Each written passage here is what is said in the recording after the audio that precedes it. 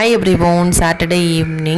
Saturday morning வந்து நாங்கள் ஊருக்கு ரீச் ஆனோம். ஈவினிங் போல் பார்த்திங்கன்னா வந்து கொழுந்தனாருங்க, அண்ணா எல்லோரும் வந்துட்டாங்க. செம்ம ஜாலியாக இருந்துச்சு. ஊருக்கு வந்தாலே கலகலன்னு ஜாலியாக இருக்கும். ஏன்னா வந்து கொழுந்தனாருங்க, தங்கச்சிங்க எல்லோரும் இருக்கங்காட்டி வந்து தம்பி பாப்பாவுக்கும் செம்ம ஜாலியாக ஆயிரும். ஸோ மாமனாருக்கு பர்த்டேன்னு சொல்லிட்டு கேக் வெட்டி செலிப்ரேட் பண்ணோம்.